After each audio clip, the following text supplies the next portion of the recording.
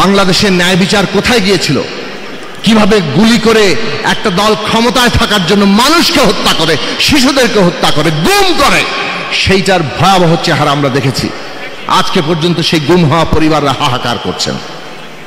কিভাবে মানবাধিকার লঙ্ঘিত হয়, এমনকি একজন সাবেক প্রধানমন্ত্রী তিনি চিকিৎসার জন্য বিদেশে যাবেন, সেইটা যে একটা মানবাধিকারের ন্যূনতম অংশ, এইটা পর্যন্ত স্বীকার করা হয় না। এইটা কোন লেভেলে বিভক্ত হয়েছিল সেই জায়গা আমরা সবাই দেখেছি। সুতরাং ওই জাস্টিস এবং মানবাধিকারের প্রশ্ন যদি আমরা রাষ্ট্রে তৈরি করতে না পারি, তাহলে বাংলাদেশ আজকের দুনিয়ার যে চ্যালেঞ্জ, আমাদের দেশের যে অমিত সম্ভাবনা, সেইটা আমরা কোনো পূরণ করতে পারবো না। আরেকটা পথ কিন্তু থাকে, যখন কোনো সম্ভাবনা কেউ ধারণ করতে পারে না, তখন সে মুখ থুবড়ে পড়ে। বাংলাদেশ এখন সেই ক্রস রোডে দাঁড়িয়ে। প্রথমেই জুলাই আগস্ট গণ অভ্যুত্থানের যারা শাহাদাত বরণ করেছেন তাদের প্রতি, এবং বিশেষভাবে গত 15 বছরে এই ফ্যাসিবাদ বিরোধী লড়াইয়ে গুম খুন রাজনৈতিক হত্যার যারা শিকার হয়েছেন তাদের সকলের প্রতি, এবং সকল লড়াকু যোদ্ধা যারা এখনো নিজেদের শরীরে তাদের সমস্ত অত্যাচারের দাগ বহন করে চলেছেন, তাদের প্রতি শ্রদ্ধা, ভালোবাসা এবং আমাদের সহমর্মিতা আমরা জ্ঞাপন করি।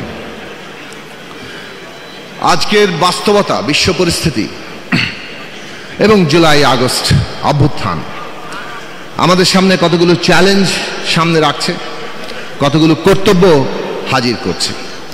প্রথমত, একটা জটিল বিশ্ব বাস্তবতায় আমরা আছি, এবং এই দক্ষিণ এশিয়ায় ভূ রাজনীতি যে নানান জটিল মাত্রা এবং সম্পর্কের মধ্যে ঢুকেছে, তাতে বাংলাদেশের সামনে যারা নেতৃত্ব দেবেন তাদের এই চ্যালেঞ্জ গ্রহণ করতে হবে, কিভাবে আমরা আমাদের জাতীয় সার্বভৌমত্ব, আমাদের জাতীয় স্বার্থ রক্ষা করব। এবং জুলাই আগস্টের অভ্যুত্থান আমাদের সামনে এই কর্তব্য হাজির করেছে যে আমরা এই চ্যালেঞ্জ মোকাবেলা করতে পারবো কিনা। নানাভাবেই রেটরিকের মধ্যে, অলঙ্কারে, বক্তৃতায় জাতীয় সার্বভৌমত্ব কিংবা জাতীয় স্বার্থের কথা আসে, কিন্তু বাস্তবত কোন দেশের জাতীয় সার্বভৌমত্ব এবং স্বার্থ রক্ষার প্রশ্নটি কেবল বহিঃশক্তির সাথে সম্পর্কের প্রশ্ন নয়। এটা অভ্যন্তরীণভাবে একটা জনগোষ্ঠী কিভাবে রাজনৈতিকভাবে সংগঠিত থাকছে তার উপরে অনেকখানি নির্ভরশীল। বলা চলে সেটাই প্রধান। একটা জনগোষ্ঠী যদি তার নিজের মধ্যকার বিরোধ মীমাংসা করতে না পারে, নিজেরা দ্বন্দ্বে লিপ্ত থাকে, তাহলে সে বহিঃশক্তির কাছে পদানত হতে বাধ্য, তার কাছে আশ্রয় নিতে বাধ্য। শেখ হাসিনার শাসন এটা আমাদের কাছে একেবারেই নিকটতম জলজ্যান্ত উদাহরণ। গদি রক্ষার জন্য তারা বহিঃশক্তির কাছে মাথা নত করেছে, এমনকি দেশ বিকৃতিও প্রস্তুত ছিল, এবং সেটাই তারা সবসময় করে এসছে। কাজেই আজকে যদি আমরা মনে করি সার্বভৌমত্ব রক্ষার চ্যালেঞ্জ আমাদের আছে, তাহলে অভ্যন্তরীণভাবে জাতীয় ঐক্য রক্ষা করা, জনগণকে ঐক্যবদ্ধ রাখা, সেই জায়গা খুব জরুরি। জনগণের ঐক্যবদ্ধতা, জাতীয় ঐক্য মানে সব দল এক হয়ে যাওয়া নয়। তার মানে হচ্ছে জনগণের মধ্যে বিরোধের মীমাংসার ব্যবস্থা থাকা, এমন গণতান্ত্রিক ব্যবস্থা থাকা যেখানে কেবল নির্বাচন থাকে না, কেবল ভোটের অধিকার থাকে না। ভোটের অধিকার তো আমাদের এখানে স্বীকৃত ছিল, কিন্তু সেই ভোটের অধিকার নিশ্চিত হয়। ভোটের অধিকার নিশ্চিত করতে গেলে এমন একটা গণতান্ত্রিক ব্যবস্থা লাগে যেখানে ক্ষমতার ভারসাম্য আছে, জবাবদিহি আছে। জুলাই আগস্ট এই অভ্যুত্থানের প্রেক্ষাপটে যে রাজনৈতিক সংগ্রাম, বাংলাদেশের ইতিহাসে স্বাধীনতা সংগ্রামের যে রাজনৈতিক তাৎপর্য এবং গভীরতা ছিল, জুলাই আগস্টের অভ্যুত্থানের মধ্যে তার দ্বিতীয় ধাপে সবচেয়ে বেশি গভীরতা তৈরি হয়েছিল। কেননা সময়ের প্রয়োজনে এই রাষ্ট্র যে এই জনগোষ্ঠীকে আর ঐক্যবদ্ধ রাখতে সক্ষম নয়, এই দেশকে আর এগিয়ে নিয়ে যেতে সক্ষম নয়, সেটা প্রমাণিত হয়ে যাওয়ার পরে এই রাষ্ট্র ব্যবস্থা বদলের প্রশ্নটি রাজনৈতিক সংগ্রাম থেকে প্রথম উচ্চারিত হয়েছে।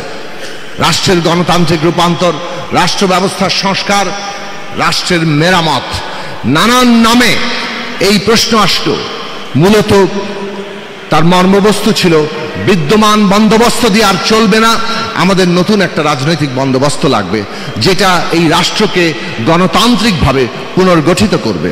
৭১-এ যে রাষ্ট্রের পতন হয়েছে সেই রাষ্ট্র গণতান্ত্রিক হয়ে উঠতে পারেনি তার ক্ষমতা কাঠামোর স্বৈরাচারী চরিত্রের কারণে, এবং যারাই ক্ষমতা এসেছেন কম বেশি সবাই এই ক্ষমতা কাঠামোর নানা দিক অপব্যবহারের জায়গাতে শরিক হয়েছেন।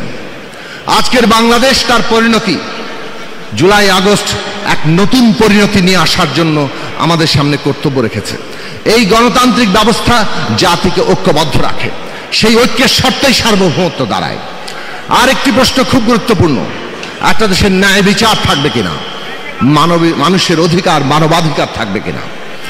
বাংলাদেশে কেবল নয়, যে কোনো রাষ্ট্রের ভিত্তি হচ্ছে সেখানে ন্যায় বিচার থাকে কিনা। রাষ্ট্র ধারণা মানে হচ্ছে ন্যায় বিচারের উপরে প্রতিষ্ঠিত।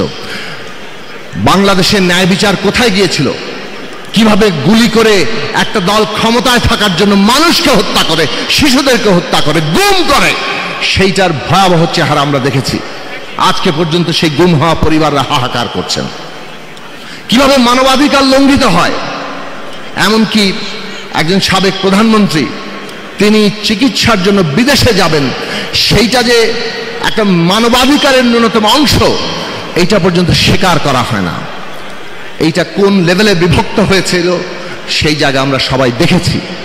সুতরাং ওই জাস্টিস এবং মানবাধিকারের প্রশ্ন যদি আমরা রাষ্ট্রে তৈরি করতে না পারি, তাহলে বাংলাদেশ আজকের দুনিয়ার যে চ্যালেঞ্জ, আমাদের দেশের যে অমিত সম্ভাবনা, সেইটা আমরা কোনো পূরণ করতে পারবো না। আরেকটা পথ কিন্তু থাকে, যখন কোনো সম্ভাবনা কেউ ধারণ করতে পারে না তখন সে মুখ থুবড়ে পড়ে। বাংলাদেশ এখন সেই ক্রস রোডে দাঁড়িয়ে। দেশের অন্যতম প্রধান রাজনৈতিক দল, বৃহত্তম দল হিসেবে বিএনপিও এই চ্যালেঞ্জের মুখোমুখি। এই কর্তব্যের আহ্বান, কর্তব্যের ডাক তাদের সামনেও। আগামী দিনগুলোতে কিভাবে তারা বাংলাদেশের জনগণের নবতর প্রত্যাশা, যে রাজনৈতিক সংগ্রামের মধ্যে দিয়ে প্রত্যাশা তৈরি হয়েছিল, অভ্যুত্থান, আত্মত্যাগ, রক্ত দেওয়া, সমস্ত কিছু মানুষের প্রত্যাশা তার সীমাকে আরো অনেক দূর ছাড়িয়েছে। বিএনপি কতটা সেই সীমাকে গ্রহণ করতে পারে আজকের দিনে, সেইটা তাদের সামনে চ্যালেঞ্জ, আমাদের সকলের সামনে চ্যালেঞ্জ। আসুন আমরা সবাই মিলে বাংলাদেশের মানুষের সেই কাঙ্ক্ষিত স্বপ্নকে বাস্তব রূপ দেই, তাদের স্বপ্নকে সত্যে পরিণত করি। আপনারা সবাই ভালো থাকবেন। আপনাদেরকে ধন্যবাদ আমাকে এখানে বক্তব্য রাখার জন্য, সুযোগ দেওয়ার জন্য।